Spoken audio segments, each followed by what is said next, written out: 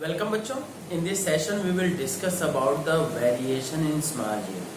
As you know कि small g changes from place to place. ठीक है, मतलब that is acceleration due to gravity has different values at different places. ठीक, अब भी बात करते हैं क्या कि that you know small g is equal to gm by r square. Here capital G is the universal gravitational constant and m is the mass of planet. जिस planet के लिए ले रहे हैं, ये जरूरी नहीं कि अर्थ है, यहाँ हम अर्थ पे हैं तो अर्थ का मास होगा, अगर मून के लिए लेंगे तो मून का मास होगा. ठीक है, मास ऑफ प्लेनेट.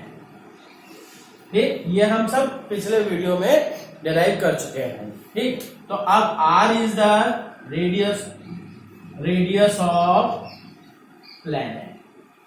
प्लेनेट का ये चाहे कुछ भी जिसके लिए हम निकाल रहे हैं, इवन कोई ऑब्जेक्ट भी हो सकता है. ठीक है, पर उसका जैसे क्या है, कोई बॉल है, बॉल के लिए भी आप कर सकते हैं, पर क्या है, बॉल का इतना निग्लिजिबल ग्रेविटेशनल अट्रैक्शन होगा कि हम उसको परसीव ही नहीं कर सकते. तो यहाँ पे क्योंकि स्मॉल जी जो है अर्थ की बात कर रहे हैं, तो इसलिए ये केवल अर्थ का है. ठीक है, प्लैनेट क्या है, अर्थ की बात है, तो ये अर्थ के बारे में. ठीक है, या अर्थ का दीजिए. ठीक, हाँ, अब ये है, देखते हैं कि एक चीज और कि स्मॉल, ये भी हम बता चुके हैं कि small g does not depend upon the mass of the body, is independent of it is small g is independent then of mass of small g is independent of mass of object. ठीक, अब सुनिए, पहली चीज कि earth is not a perfect square, it is elliptical. ठीक, तो अब ये है जिसके कारण से अब आपको पता होना चाहिए अर्थ जो है, ये अर्थ इस तरह से थोड़ा सा, ये मैंने ज्यादा चपटा कर दिया, खरबूजे की शेप का है. ठीक, तो अब ये कहते हैं दिस इज द, ये R equatorial radius and this one is the R polar, that is R polar radius, RP polar radius and R E is the equatorial radius. ठीक, सिंस ये R E minus R P मतलब equatorial radius is greater than polar radius about 21 kilometre. इन दोनों का difference क्या है, लगभग 21 kilometre है. तो इसलिए since you know small g is, since you know इस फॉर्मूले से ये तो कांस्टेंट हो गई, since you know small g is inversely proportional to r, so you can say क्या हो जाएगा जी, तब आप कह सकते हैं कि equatorial radius r equatorial will be, sorry, अब क्या है, g इक्वेटोरियल जो ग्रेटर है, सुनिए, इनवर्सली प्रोपोर्शनल है, मतलब ग्रेटर रेडियस के लिए स्मॉल जी की वैल्यू कम हो जाएगी और स्मॉलर रेडियस के लिए स्मॉल जी की वैल्यू ज्यादा हो जाएगी. सो ये क्या है, सिंस करते पहले, since R E is greater than R P, so you can say g E will be less than g. ठीक है, तो सो आपका मतलब स्टेटमेंट में कह सकते हैं, due to the shape of earth the acceleration due to gravity small g is minimum at poles sorry, हाँ, minimum at equator and maximum at poles. तो लिख लीजिए, हाँ, क्या हो गया, due to shape of earth small g is minimum at poles at equator and maximum at poles। ठीक है, मिनिमम इक्वेटर पे है और मैक्सिमम कहाँ है, पोल्स पे है। ठीक, अब बच्चों देखते हैं क्या कि ये second point, as we move from the above the earth surface small g also decreases। ये क्या है, ये अर्थ हो गई, ठीक, और यहां से ऊपर अगर जाते हैं तो ये क्या है कि स्मॉल जी की वैल्यू डिक्रीज होती है। तो ये फिगर अच्छा नहीं लग रहा क्योंकि इसका बच्चों जान लीजिए ये डेरिवेशन है अलग से, है ना। तो क्या है कि as we move up from, अब कहिए move above from earth surface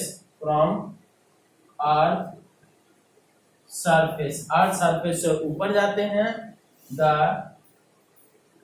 small जी क्या है, डिक्रीजेस। ठीक, और इसी तरह से क्या होता है, as we move below the earth surface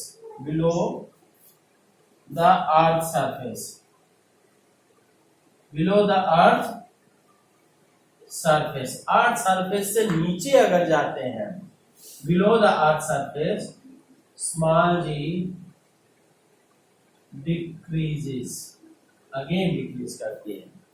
और इसके अलावा बच्चों एक और इफेक्ट है कि ड्यू टू रोटेशनल मोशन, ठीक है, तो due to rotational motion of earth, ठीक है, तो जान लीजिए अर्थ घूमती है, रोटेट होती है अपने एक्सिस पे ही। रोटेशनल मोशन में जो भी ऑब्जेक्ट्स उसके ऊपर हैं सभी ऑब्जेक्ट्स भी मूव करेंगे सर्कुलर मोशन में, और कोई भी ऑब्जेक्ट अगर सर्कुलर मोशन में मूव करता है तो उसको सेंट्रीपिटल फोर्स चाहिए, और वो सेंट्रीपिटल फोर्स क्या है, उसके वेट में से ही मैनेज होता है। एज ए रिजल्ट ये एपरेंट वेट विल डिक्रीज। पर एक चीज है, इक्वेटर पे रेडियस सबसे ज्यादा है तो सबसे ज्यादा वेट कम होगा, ठीक, पर जबकि पोल्स पे जो है, पोल्स के ऊपर कोई ऑब्जेक्ट रखा है वो खुद ही घूमता रहेगा, अपने ही वो सर्कुलर पाथ नहीं करेगा, ठीक, अपने ही एक्सिस पे रोटेट करता रहेगा। तो इसलिए पोल्स की हम बात करें तो पोल्स के ऊपर क्या है, स्मॉल जी में मतलब स्मॉल जी के ऊपर एक्स रोटेशनल मोशन का कोई इफेक्ट नहीं पड़ता है, ठीक। तो इसी तरह से अगर कहें कि अगर अर्थ रोटेट करना बंद कर जाए तो क्या होगा, सबसे ज्यादा इंक्रीमेंट होगा, स्मॉल जी की वैल्यू इंक्रीज करेगी इक्वेटर पे, और सबसे कम और उधर से जैसे इक्वेटर से पोल्स की तरफ जाएंगे थोड़ा उसकी वैल्यू जो इंक्रीमेंट होगा घटता जाएगा, और नो इंक्रीमेंट कहाँ होगा, पोल्स। Is that clear? तो लिखते हैं क्या, due to rotation motion of earth, ये है every object over earth over its surface traces ये सर्कुलर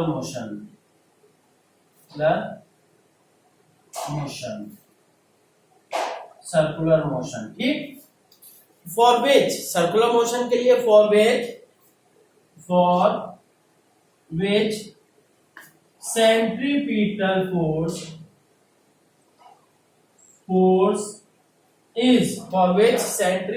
फोर्स इज क्या करता है centripetal force, for which centripetal force is managed from, किससे मैनेज होता है जी, centripetal force is manage from its weight. So ये वेट है, वेट में मतलब small g, so small g reduces due to rotational motion of earth, rotational motion of earth, ठीक है, रोटेशनल मोशन ऑफ अर्थ के कारण से स्मॉल जी की वैल्यू क्या होती है, घट जाती है। ठीक, तो अब ये है इसमें कि अगर ये मतलब if earth stops rotating there will be in maximum increment in, if earth stops rotating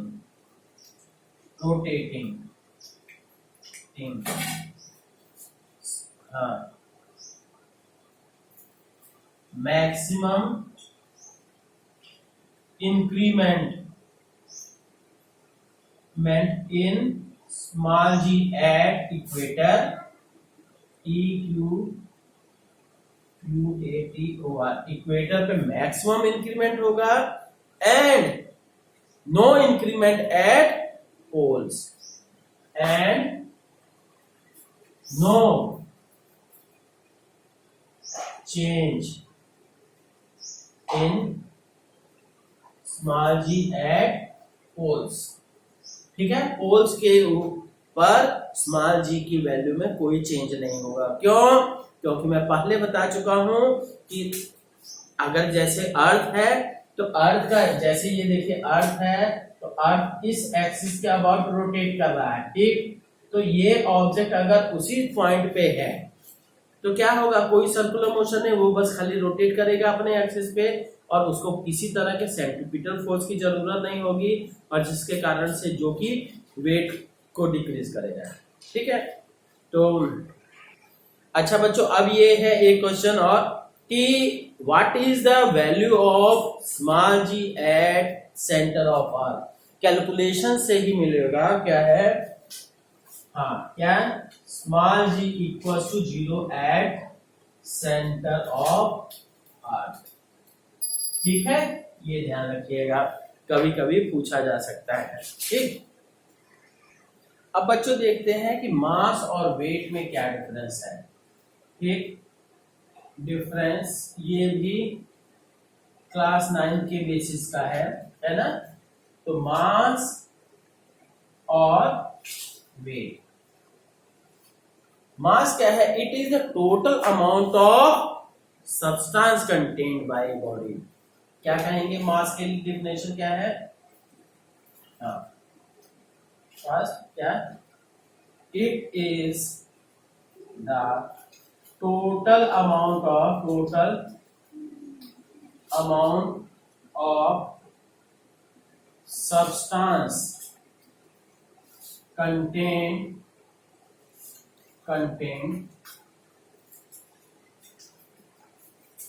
bye a body. ठीक, और ये क्या चीज है, वेट क्या है, it is the total gravitational force acting at the body towards the centre of earth. It is the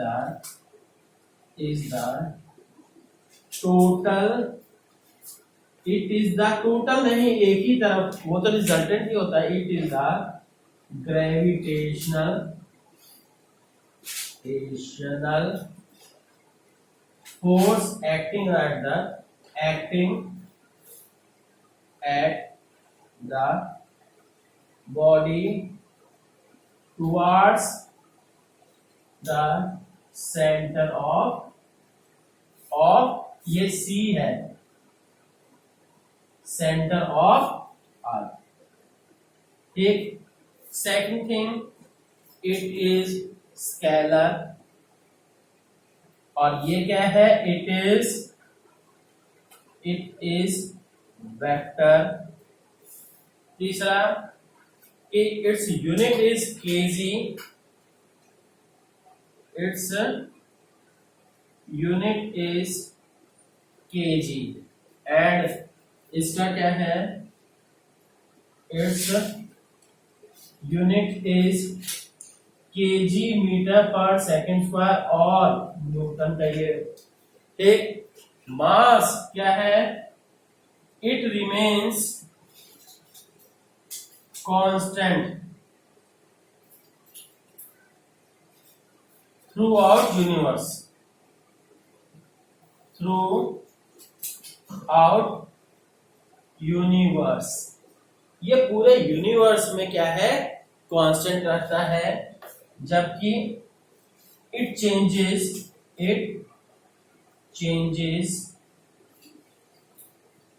from place to place, it changes from place to place, ये एक प्लेस से दूसरी प्लेस तक change होता रहता है। ठीक है, तो बच्चों इससे रिलेटेड क्या है, न्यूमेरिकल वगैरह भी करिएगा, है ना, कि मतलब मून पे वेट क्या होगा या किसी दूसरे प्लेनेट पे वेट क्या होगा, ऐसा फाइंड आउट करिएगा। ठीक है, ओके, थैंक यू।